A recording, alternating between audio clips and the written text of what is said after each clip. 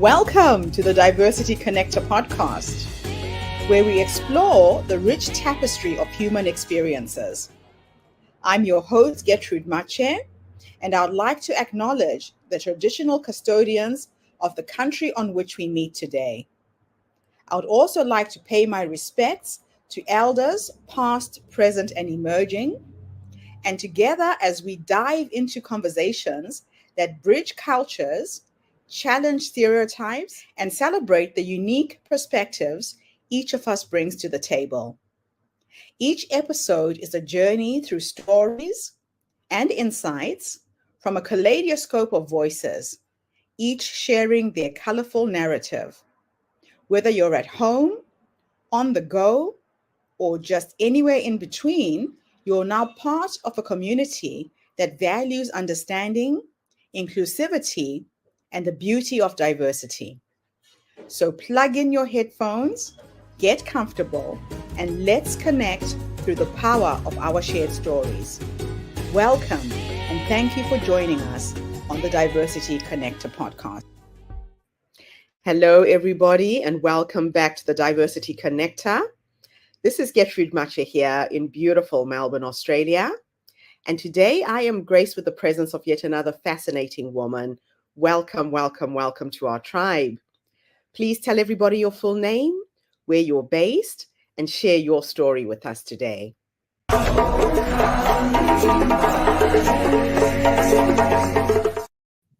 Thank you, Gertrude. What a beautiful intro. Thank you so much for having me. I'm very, very excited to be here.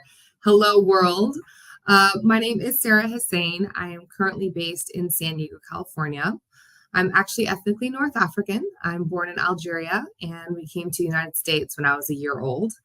I work for actually a company that's based in Australia, and I currently have lived in about 4 different countries and different states across the United States. I've had the privilege and the opportunity to travel the world at a very young age. We used to go back to Algeria all the time, every summer. I have 76 first cousins, and I have 20 uncles and aunts, just direct. And so I grew up with a lot of love, a lot of music, a lot of good food, and a lot of just good times on the beaches of Algeria every summer. So those were very formative years. And I share that because I grew up with a very global lens at an early age. With that, I studied international relations when I graduated with my undergraduate degree, my bachelor's from the University of California, San Diego. And I traveled abroad. I moved to Lebanon, where I worked in refugee camps. I did socioeconomic assessments with European organizations to help drive social improvements and access to healthcare and education for refugees in different parts of the world. And then I moved to Washington, D.C., the capital of the United States, where I continued doing a lot of international development work, democracy development work, and from there pivoted into government consulting and then tech. I've now actually been in the inclusion and diversity space for 10 years, which is what brings me here today. I moved back to San Diego after living in different parts of the world, and I came to lead projects and initiatives and programs around inclusion building in companies. I currently work at ResMed, and we are based in the United States as well as Australia. And we're a company that helps people breathe better at night. We make CPAP machines, and I lead the global department for inclusion and diversity. So I help us think about how much more inclusive can we be when we think about our products, when we think about our policies, our apps, our websites, our behaviors, making sure that there is a place that everyone belongs. And when I say everyone, we're thinking everyone of all abilities, of all neurodiversity, making sure that if you're a veteran of any gender, of any race, faith, that you belong and you feel welcomed at ResMed. And so I get to have that mandate to really help us think through how we design our products and how we really think about our behaviors and our policies and practices. I've been doing this work for almost 10 years. This isn't something new. And I think a lot of times, especially after George Floyd in the last few years, there are a lot of companies that have allotted headcount for inclusion and diversity. But this is work that's been done for many years. And I started this role kind of doing these kinds of things actually 10 years ago when I was at Amazon. I was living in Seattle and we were struggling to hire women and retain women in the workplace. And this was something that became a concerted project and effort, how we market to women, how we talk to women at conferences, how do we interview women. And so there were a lot of initiatives for different communities already starting, and that was maybe within a business unit or within a certain project. And so I started there. And I love that work. I love the creativity it allowed. It allowed me also a lot of cool connections with different people. But for me, it's the strategy. Diversity and inclusion, when you think about how you want to incorporate or run that in a business, it is a strategy. You not only do you have to understand the business, but you also have to understand people very well and build relationships and be very strategic in your messaging, your marketing, and your brand.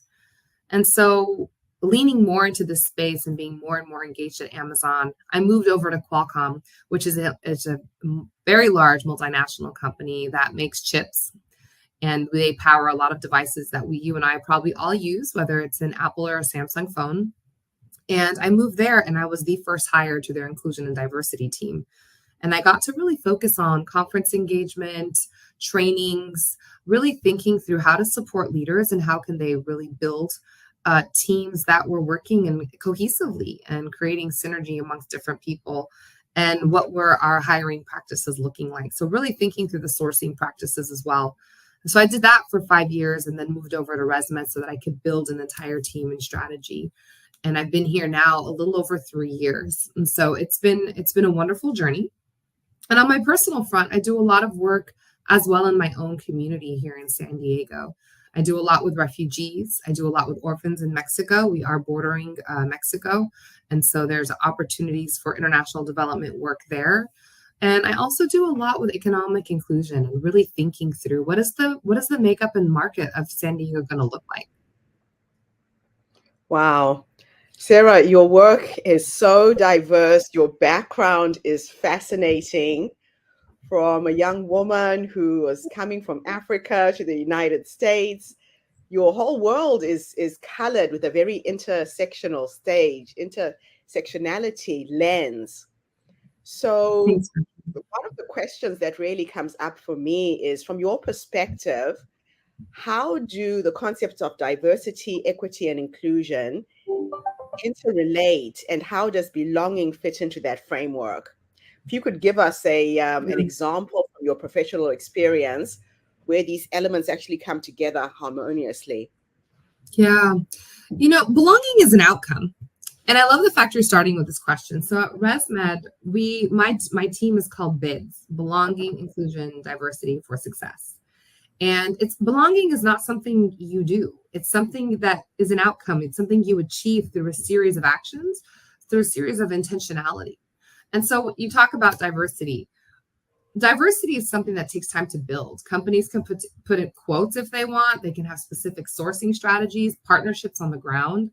So if you want to create a culture of belonging for different communities and for all communities, you have to have a lot of intentional programs and sourcing practices, because I can't hire you and then not have process like communities in place to make you feel supported, whether it's as a woman or a woman of color, someone with a disability, all of that. You need to make sure that you have the resources and the communities in place. So I'm a big believer that in order to have belonging, you have to have inclusion first. Once you have the infrastructure in place to create an inclusive culture and that people are bought into that, then you can start fostering more diversity that will lead to more culture of belonging for everybody. So under your leadership, ResMed's D&I initiatives seem to have remarkable progress. Can you walk us through the key elements of your strategy, your vision for the company's diversity and inclusion goals? Yeah, thank you. I appreciate that. So when I came in, nothing existed. And I come in, I always say it's very important to be a neutral party. As anyone coming in to understand what is the right D&I approach, there's no stakeholder that you do not talk to. What I did was I literally spoke with every single business unit, with leaders, with middle managers, with incoming talent. You want to make sure that you get a holistic approach of what does the culture mean to them? What does inclusion look like? What would they like to see? Where would they like it to go? That took me about 3 or 4 months to really understand the pulse and the perspectives, because what I'm doing at ResMed may not work at another company. And so you really have to think about what does inclusion look like for this company? What are their needs? Because we're very global, we're over in 40 countries, we're already very multinational, very diverse. What does that mean, right? In China, it's going to mean something very different than Brazil, than France, and the United States. And so I had to put together a strategy, and I built something four-pronged. And then in each country, sometimes in each region, how I show up, how I brand, how I message, and what we do varies. So I have a very localized approach, Gertrude, to your point.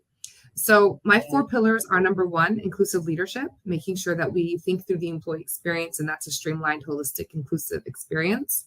Then there's the policies and practices, everything from your legal, your financial, your reporting, your sourcing, your learning and development. All of that is the second pillar. Then we look at product and how we think about accessibility, inclusive design. And then the 4th is the brand. How is the brand showing up externally, and where is it showing up? So that's what I built, but that wouldn't be the same maybe for a B2B company versus a B2C company. And then with that, we went from 3 ERGs when I started to now 17. And every ERG is going to do something different. Right now, we're acknowledging Disability Awareness Week in Europe, but then we may be acknowledging something else in Canada. Kuala Lumpur, we're doing Diwali in India and other parts of the world. So I'm very, very intentional with how we show up and where we show up. And that keeps us very busy. Wow. So what have been some of the biggest challenges that you've encountered, and how have you overcome them? Resources and prioritization. I will say, and this isn't just a now thing, it's all D&I leaders. So I'll speak on behalf of the industry. And I face this in a lot of places where I've worked, is that companies are still adjusting to what they are willing to invest and how much they're willing to hire. And that will limit definitely the scale and ability of what a department can actually do in terms of impact. So my number 1 challenge, and what keeps me up at night, is resources and being able to be constantly creative with what I do have. And the second part is buy-in, making sure that you're getting that engagement from middle managers and getting employees to give themselves permission to engage or to learn or to grow. A lot of times I will go to departments and say, I have this awesome solution for you. I have this idea, but they won't prioritize it. And so really making sure that you're constantly thinking of ways that it's driving value to the business and that leaders are aligned with you on how that's going to result in an ROI for them. That's wonderful. Now, let's go a little bit now to design and the diverse trials of the masks that you produce. I think, when we were talking earlier, I told you that I'm one of your clients. When I was recovering from heart failure, I actually used the CPAP machine because I had terrible sleeping patterns, and it really changed my life. Now, can you delve deeper into the significance of ResMed's journey of diverse sleep and mask trials? Yeah. What was the essential aspect of your D&I strategy? Yeah, I can only say for when I've been here the last 3 years, that was something I started right away. The inclusive design team was my second week I met with them. Right. And there's been a great group of people who are working with our design teams, our mask design teams, to really think through the accessibility of the mask, whether it's dexterity issues, whether it's age, whether it's audio or visual impairments. How are we building masks that are very accommodating? Also, we all have different faces, different backgrounds. So someone from Africa, right, will have noses and faces and jaw structures different than Asia. And so there was this awareness. The challenges that ResMed has had to date is around getting people to sign up for our sleep trials. So a lot of that is we might be putting the messaging out there, and then the response may not be as diverse as we would like. So what I've been doing the last 3 years is working with that team on how we message to different communities, right? So maybe you and I speak different languages. We're from different countries. I know that if I were to go to Algeria, or I'd even go to France or China, the way I'm going to speak about something as intimate as sleep is going to be different. And so being very mindful and thoughtful about the words we use, how we show up, and bringing people from that culture to talk about it. So we've had much more intention. We've seen year-on-year growth for gender and for age and for races, different races. So we're seeing more intentionality because we've had to put together different marketing campaigns, whether it was social media and email blasts, and really going actually to some community organizations as well, tabling, talking about ResMed, talking about the value of a sleep test.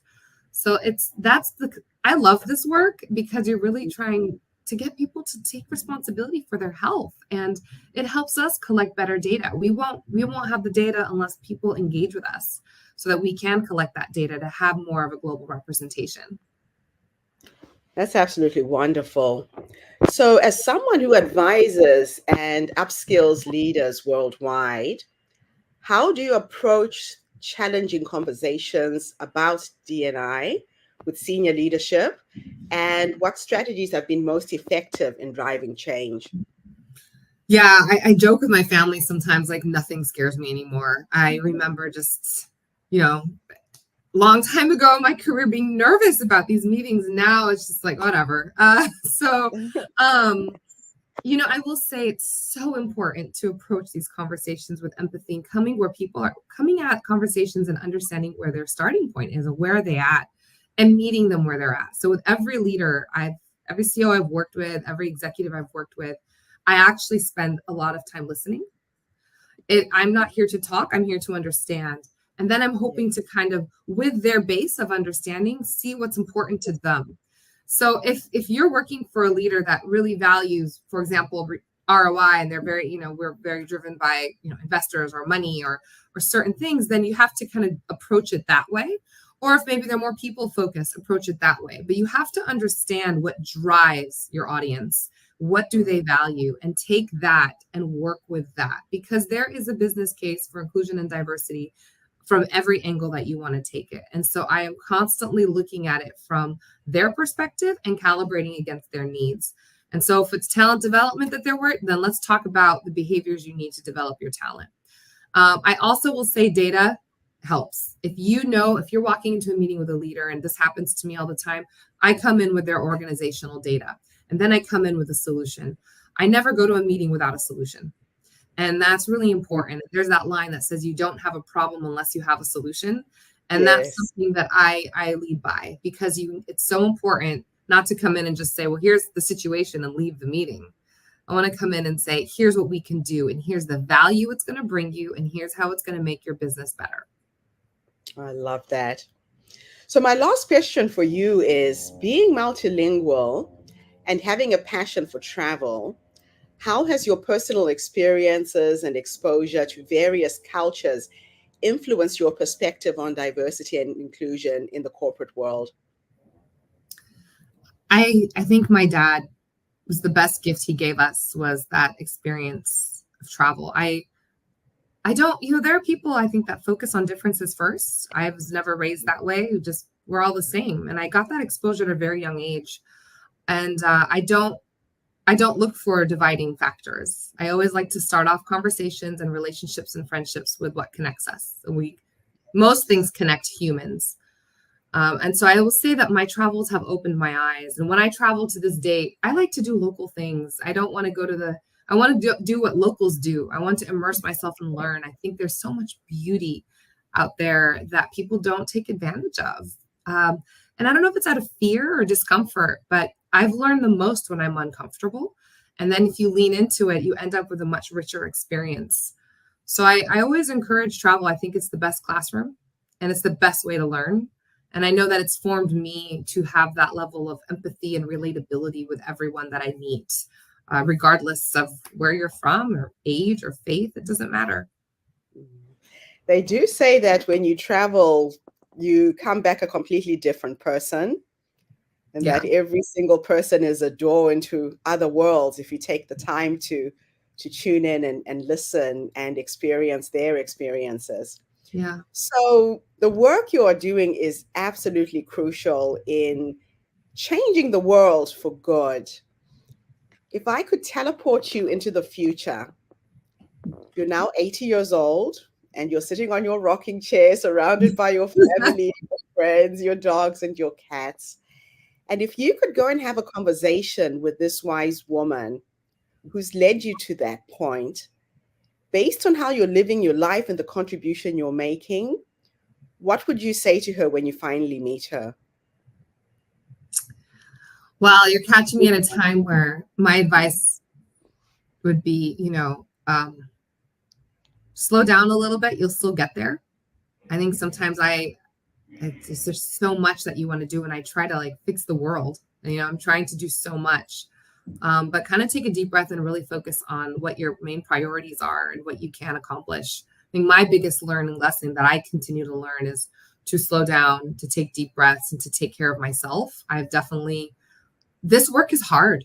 It's emotionally draining. And I found myself sometimes, crying in a corner, I leave the desk and go straight to bed because I'm so tired. And so feedback I have is always, making sure that you take care of yourself along the way, because this work isn't easy. And taking care of yourself is also not easy. And sometimes it's easier to work than to take care of yourself, which is a mistake I've made a couple times. And so my advice is, health first, mental health is important, and work will always be there. The causes will always be there too. That's another thing. It doesn't change. They're not going to disappear. But I need to make sure I don't disappear in the process. So I definitely think, slow down and take it easy. I love that. Sarah, thank you so much for coming online today and gracing us with your presence and your experience. This has been a fascinating interview. I really look forward to staying connected with you. Thank you. And thank you to everybody who's tuned in today. The Diversity Connector is bringing us voices from all over the world. So tune in again tomorrow when I interview another interesting guest. In the meantime, have a fantastic day, morning, or evening, wherever you are in the world. And bye for now. Thanks again, Sarah. And that's a wrap, everybody, on today's episode of the Diversity Connector podcast. Thank you for tuning in and being part of our vibrant and global conversation. I'm your host, Gertrude Mache, and it's been an honor to share this space with you, where voices from all walks of life come together to weave a tapestry of diverse perspectives. Remember, every story you've heard today is a thread in the larger fabric of our shared humanity. So, as you step back into your world, carry these stories with you and let them inspire you to embrace and celebrate the rich diversity around us.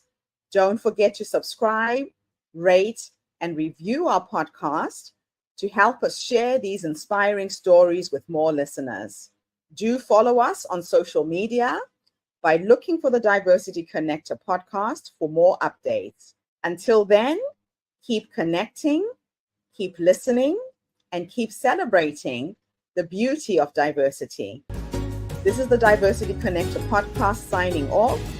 Stay curious, stay open,